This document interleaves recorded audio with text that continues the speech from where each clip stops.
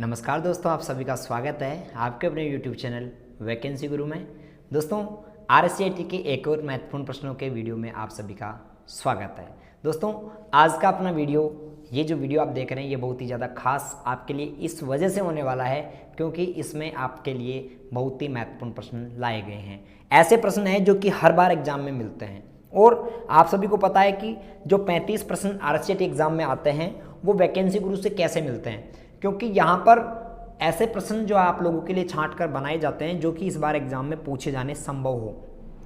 ठीक है कि ये एग्जाम में इस बार पूछे जाएंगे, ऐसे ही प्रश्न बनाए जाते हैं, तो इस वजह से मिल जाते हैं। और अब आप बहुत सारे विद्यार्थी कहते हैं सर क्या हम आपके प्रश्न देखते हैं तो हमें याद तो होता ही नहीं है, या फिर किसी को लगता है कि सर साथ के साथ याद नहीं होते। आप चिंता मत करो दोस्तों, आपको एक एक प्रश्न अच्छे से समझाया जाएगा। दूसरी बात, आप इन प्रश्नों को यहाँ पर समझ लो, ज़्यादा कुछ दिमाग में बर्डन लाओ मत। जैसे आप एग्जाम दोगे, साथ एग्जाम देते रहोगे, उस समय आपको ये प्रश्न देखते याद आ जाएगा। सेम टू सेम प्रश्न मिलता है, सेम टू सेम ऑप्शंस मिलते हैं, तो आप वहाँ पर सेम जवाब करके आओगे। तो दोस्तों बिना वक्त गवाए स्टार्ट कर देते हैं अपने क्वेश्चंस को।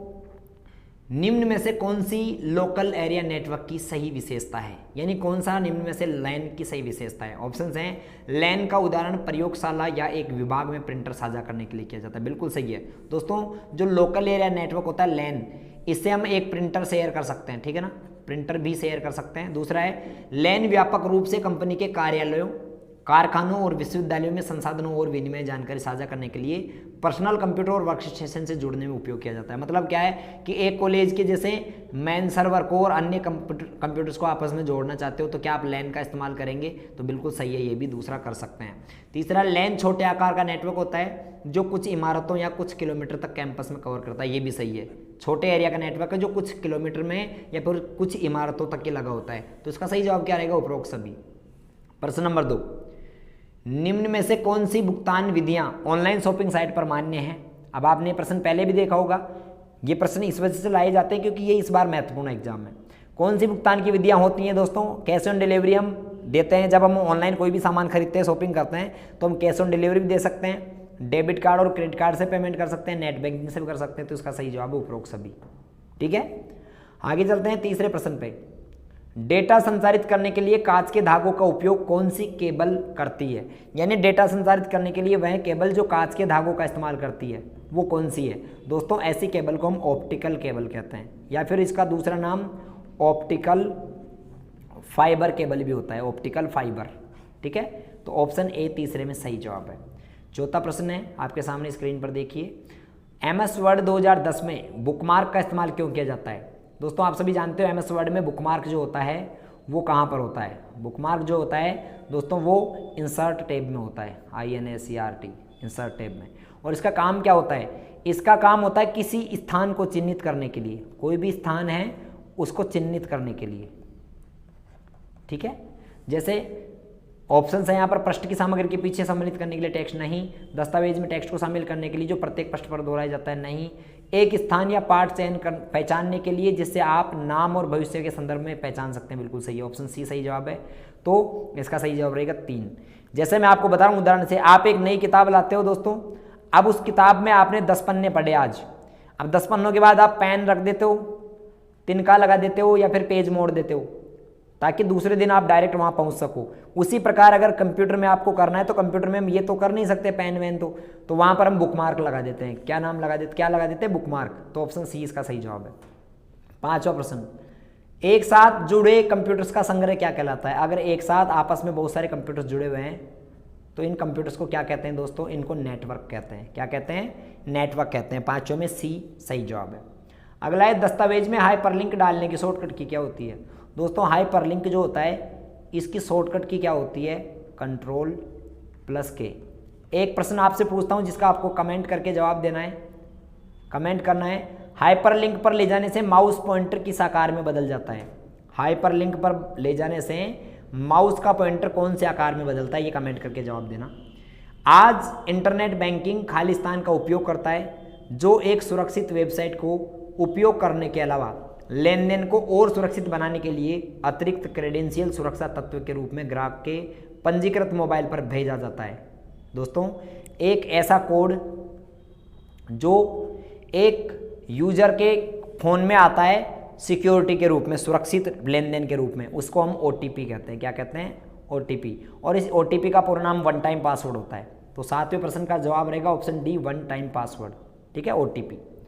अगला प्रश्न है आठवां प्रश्न है SQL का पूरा नाम क्या है? दोस्तों SQL का पूरा नाम, SQL एक लैंग्वेज है। क्या है दोस्तों? एक लैंग्वेज है। और SQL का पूरा नाम होता है स्ट्रक्चर्ड, ठीक है, query language, structured query language. ठीक है, यानी कि ऑप्शन ए इसका सही जवाब है, स्ट्रक्चर्ड क्वेरी लैंग्वेज। ओके, आगे चलते हैं 9वें प्रश्न पे। इनमें से IP पते का वैध उदाहरण कौन सा है? इनमें से कौन सा एक IP एड्रेस है? सही बताओ। सही IP एड्रेस दोस्तों, IP एड्रेस में नंबर होते हैं। क्या होते हैं? नंबर यानी संख्याएं। ठीक है, तो कैसे होती है? 3-3 के स्लॉट में होती है, जैसे 192, 168, 232.4, तो 4 का मतलब 004 है ना। तो ये क्या है दोस्तों? एक IP एड्रेस का उदाहरण है। तो इस प्रकार कहीं पे भी फॉर्मेट दिखे तो उसको आप ध्यान रखना, IP एड्रेस होता है। और IP का पूरा नाम इंटरनेट प्रोटोकॉल होता है। क्या होता है? Internet protocol. 10वां प्रश्न, निम्न में से कौन सी पॉइंटिंग डिवाइस के सही उदाहरण है? पॉइंटिंग डिवाइस कौन कौन सा है? ट्रैक बॉल, टचपैड और माउस, बिल्कुल सही है।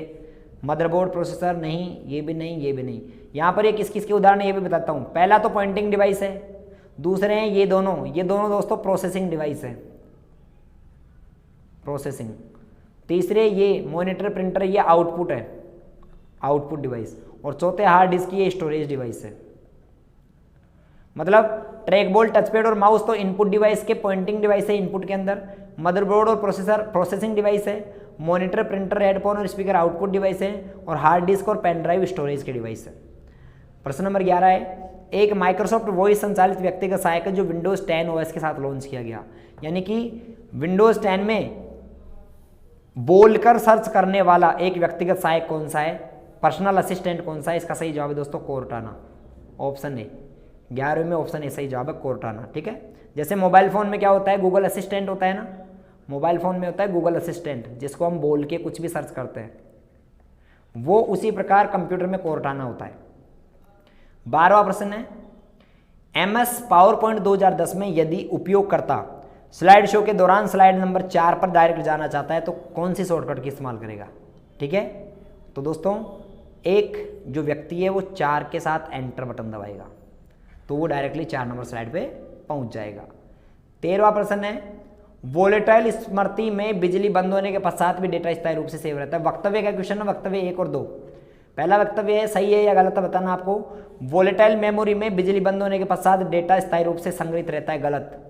वोलेटाइल मेमोरी जिसको वाष्पशील कहते हैं, और ये वाष्प की तरह होती है, लाइट जाते ही डेटा को उड़ा देती है, नष्ट कर देती है ना। तो पहला गलत हो गया। दूसरा CDR ऑप्टिकल डिस्क है, ये दूसरा सही है। यानी वक्तव्य 1 सही, पहला सही और दूसरा गलत।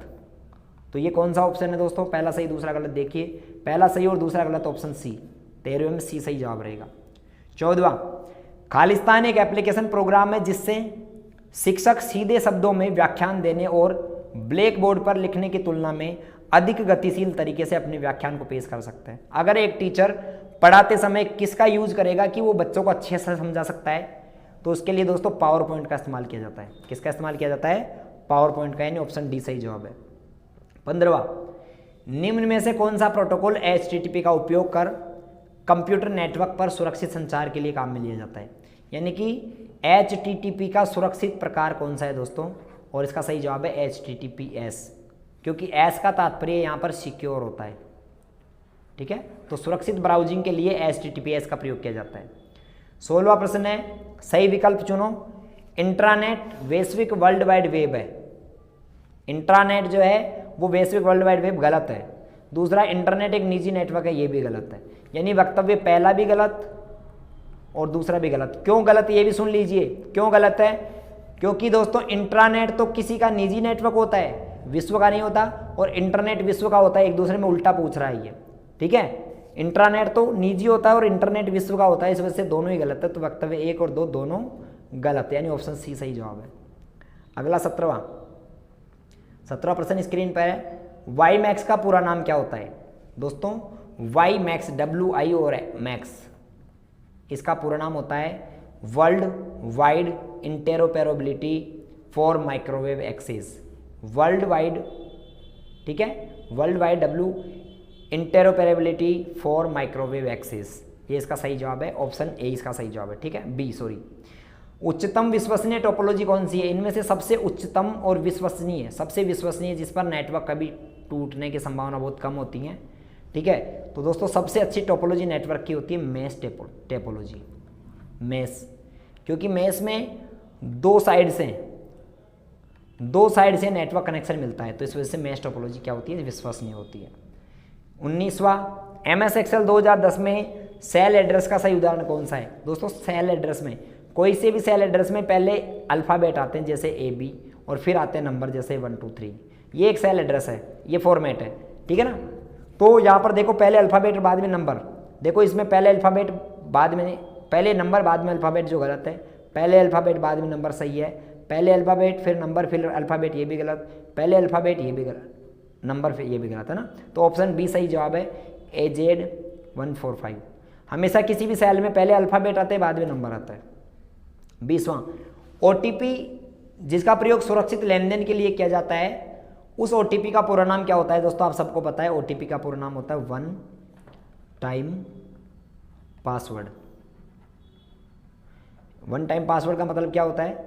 वन टाइम पासवर्ड यानी कि एक बार ही काम में लिया जाने वाला पासवर्ड, ठीक है, एक बार काम में लिए जाने वाला पासवर्ड वन टाइम पासवर्ड कहलाता है। 21वां प्रश्न है, MS आउटलुक 2010 का मुख्य उपयोग क्या है? दोस्तों MS आउटलुक का प्रयोग ईमेल के लिए किया जाता है, मेल के लिए, ठीक है ना, तो यहाँ पर सही जवाब है ऑप्शन सी, इसका उपयोग ईमेल एप्लीकेशन के रूप में किया जाता है। 22वां है, किस प्रकार का व्यक्तिगत ईमेल खाता आमतौर पर कंप्यूटर पर ईमेल डाउनलोड करने के काम में लिया जाता है? दोस्तों अगर आपको ईमेल डाउनलोड करना है, डाउनलोड, ठीक है ना, तो आप POP3 अकाउंट का इस्तेमाल करेंगे, POP3, ठीक है ना। POP का पूरा नाम होता है पोस्ट ऑफिस प्रोटोकॉल, याद रखो, मेरे साथ रिपीट करो, POP का फुल फॉर्म होता है पोस्ट ऑफिस प्रोटोकॉल, वापस से पोस्ट ऑफिस प्रोटोकॉल, याद हो गया होगा अब आपको। अगला, MS पावरपॉइंट 2010 में एनिमेशन फलक का यूज क्या है? दोस्तों एनिमेशन पेन, फलक को अंग्रेजी में पेन कहते हैं, एनिमेशन पेन का यूज होता है, मतलब आपने स्लाइड पर कौन कौन से एनिमेशन लगा रखे हैं उनकी लिस्ट देखने के काम में आता है। आप स्लाइड पर लागू एनिमेशंस की सूची देख सकते हैं, लिस्ट देख सकते हैं कि कौन कौन से एनिमेशन लगा रखे हैं, एनिमेशन पेन में देखते हैं। अगला प्रश्न 24वां, किस एप्लीकेशन सॉफ्टवेयर को आमतौर पर PDF फाइल देखने के लिए काम में ली जाता है? यानी PDF फाइल को पढ़ने के लिए, PDF फाइल को देखने के लिए कौन सा सॉफ्टवेयर काम में लेते हैं दोस्तों? और इसका सही जवाब है adobe reader. Adobe reader, adobe reader का इस्तेमाल आप क्यों करते हो दोस्तों? PDF को पढ़ने के लिए, ठीक है। आप लोगों को कमेंट करके एक और जवाब देना है, PDF का पूरा नाम क्या होता है? कमेंट करो और जवाब दो, PDF का पूरा नाम क्या है फटाफट से। अगला, यदि आपने गलती से किसी स्लाइड को डिलीट कर दिया तो आप क्या दबाकर अंडू बटन पर क्लिक करके डिलीट की गई फाइल को वापस ला सकते हैं? मतलब आप अंडू करने की शॉर्टकट की क्या होगी ये पूछ रहा है दोस्तों, और इसका सही जवाब है अंडू की शॉर्टकट की होती है Ctrl+Z, ठीक है ना, ऑप्शन सी इसका सही जवाब है Ctrl+Z। 26वां प्रश्न, MS एक्सेल 2010 टूल है जो किसी अज्ञात मान की गणना करने के उद्देश्य से बनाया जाता है, यानी अज्ञात वैल्यू का पता लगाना हो या फिर वैल्यू का पूर्वानुमान लगाना हो। ये प्रश्न आपने बहुत बार पढ़ा होगा, याद रख लेना, महत्वपूर्ण प्रश्न है। वैल्यू का पूर्वानुमान या अज्ञात वैल्यू का पता लगाने के लिए गोल सीक का इस्तेमाल करते हैं। किसका इस्तेमाल करते हैं? गोल सीक। 27वां, MS एक्सेल में फंक्शन विभाजक द्वारा विभाजित संख्या के बाद शेष राशि प्रदर्शित करता है, यानी कि शेषफल आपको अगर निकालना है दोस्तों, क्या निकालना है? शेषफल। तो शेषफल निकालने का फॉर्मूला क्या होगा? शेषफल क्या होता है देखो, जैसे आपको 55 में 10 का भाग देना है, 55 में भाग देना है 10 का, तो शेषफल आएगा 5, ठीक है। तो ये 5 निकालने का फॉर्मूला होगा बराबर MOD, MOD bracket open 55, 10 bracket of enter. अगर आप ये करते हैं तो आंसर आएगा 5। तो मोड फंक्शन ऑप्शन ए इसका सही जवाब है। 28वां, खालिस्तान को आमतौर पर इंटरनेट पर यातायात निर्देशन के काम में लिया जाता है। दोस्तों इंटरनेट पर भी यातायात का निर्देशन करना होता है। ट्रैफिक पुलिस, ट्रैफिक पुलिस, यानी इंटरनेट की ट्रैफिक पुलिस कौन है दोस्तों? इंटरनेट की ट्रैफिक पुलिस राउटर को कहा जाता है। किसको कहा जाता है? राउटर को, क्योंकि ये इंटरनेट पर ट्रैफिक को संभालता है, तो राउटर इंटरनेट का यातायात निर्देशक है। 29वां है, MS वर्ड 2010 में निम्न में से कौन सी कार्य क्षमता पृष्ठ लेआउट समूह है विकल्प के साथ उपलब्ध नहीं है। यानी कि ये कह रहा है कि पेज लेआउट में कौन सा नहीं होता, ये बताओ। ओरिएंटेशन विकल्प पोर्ट्रेट लैंडस्केप होता है पेज लेआउट में, इंडेंट विकल्प भी होता है पेज लेआउट में, टेबल नहीं होता मित्रों, टेबल इंसर्ट में होता है। और पृष्ठ की सामग्री के पीछे भूति टेक्स्ट यानी वाटरमार्क क्या होता है? टेक्स्ट की सामग्री के पीछे भूतित पाठ डालने के लिए, छिपा हुआ टेक्स्ट या फिर ऐसे ही वाटरमार्क डालने के लिए इसका इस्तेमाल करते हैं। तो इसका सही जवाब है दोस्तों इस प्रश्न का 29वें का ऑप्शन सी, क्योंकि टेबल हम इंसर्ट टेब से ले सकते हैं, INSERT, बाकी सब पेज लेआउट से देख सकते हैं। तीसवा प्रश्न है मॉनिटर के रेजोल्यूशन को आप क्या समझते हैं? दोस्तों मॉनिटर का रेजोल्यूशन क्या होता है? एक मॉनिटर स्क्रीन है ना, ये वाली चित्र, इसमें ऐसे ये जो चित्र बनते हैं इसमें ऐसे डॉट डॉट से मिलकर बनते हैं, ऐसे इस प्रकार, ठीक है। तो ये डॉट डॉट है ना दोस्तों, इनको पिक्सल कहा जाता है। क्या कहा जाता है? पिक्सल कहा जाता है, ठीक है। तो यह पिक्सल की अधिकतम संख्या है जो मॉनिटर में क्षैतिज और लंबवत प्रदर्शित करता है। ये जो पिक्सल क्षैतिज यानी आड़े और सीधे जो पिक्सल्स हैं ना, ये डॉट्स, इनको क्या कहा जाता है? इनको पिक्सल कहा जाता है और ये मॉनिटर का रेजोल्यूशन होता है। आगे चलते हैं 31वें पे। आप MS विंडोज़ में, माइक्रोसॉफ्ट विंडोज़ में निःशुल्क मोबाइल एप्लीकेशन और गेम प्राप्त करने के लिए किसका इस्तेमाल करेंगे? जैसे आप अपने फ़ोन में, एंड्रॉयड फ़ोन में क्या करते हो, प्ले स्टोर से क्या करते हो, ऐप डाउनलोड करते हो ना, वैसे ही कंप्यूटर में ऐप डाउनलोड करने के लिए विंडो स्टोर का इस्तेमाल किया जाता है। ऑप्शन ए इसका सही जवाब है, विंडो स्टोर। 23वां VGA कार्ड क्या है? दोस्तों VGA card video graphics array card यानी ग्राफिक अडेप्टर कार्ड होता है। क्या होता है? ग्राफिक अडेप्टर कार्ड होता है VGA कार्ड। ऑप्शन बी इसका सही जवाब है। 33वां प्रश्न है निम्न में से कौन सा सही है? इनमें से कौन सा कथन सही है? 1 MB बराबर 1000 किलोबाइट, 1 MB बराबर 2048 बाइट, 1 KB बराबर 1024 बाइट, ये सही है, बाकी सब गलत है। 1 किलोबाइट में 1024 बाइट होते हैं, ठीक है। अगला प्रश्न 34वां, फेट का पूरा नाम क्या है दोस्तों? फेट का पूरा नाम होता है file allocation table. File allocation table, ठीक है ना, फाइल एलोकेशन टेबल फेट का पूरा नाम होता है, ठीक है। अगर आपको इसी प्रकार के और महत्वपूर्ण प्रश्न देखने हैं तो आप गूगल में सर्च करके जा सकते हैं वैकेंसी गुरु वेबसाइट पर, और आप वैकेंसी गुरु वेबसाइट जैसा कि आपके सामने स्क्रीन पर देख रहे हैं, इसमें महत्वपूर्ण प्रश्न, online test, model test paper, RCET के ओल्ड पेपर्स, RCET के महत्वपूर्ण प्रश्न 22 मई एग्जाम के लिए, iLearn, ये सभी चीज़ें आप पढ़ सकते हैं यहाँ से, ठीक है। तो ये आप कहाँ से पढ़ सकते हो दोस्तों? वैकेंसी गुरु वेबसाइट पर कैसे जाओगे? गूगल में जाके सर्च करना है वैकेंसी गुरु, और ये वैकेंसी गुरु RCET या फिर कुछ भी सर्च कर लो दोनों में से, और आप पहुँच जाओगे इस वेबसाइट पर। अगला प्रश्न है 35वां, कीबोर्ड में फंक्शन कुंजियों की संख्या कितनी होती है? दोस्तों कीबोर्ड में फंक्शन बटन होते हैं F1, F2 ऐसे करके जो बटन होते हैं F12 तक, इन बटनों को फंक्शन की कहते हैं और इनकी संख्या 12 होती है। तो इसका सही जवाब ऑप्शन सी रहेगा, कीबोर्ड में फंक्शन कीज की संख्या 12 होती है। दोस्तों उम्मीद है वीडियो आपको अच्छा लगा होगा। अगर अच्छा लगा है तो वीडियो को लाइक कीजिए, अगर आप नए हैं तो चैनल को सब्सक्राइब कीजिए और अपने दोस्तों के साथ वीडियो को शेयर करना ना भूलें। मिलते हैं अगले वीडियो में, तब तक के लिए गुड बाय, बाय बाय।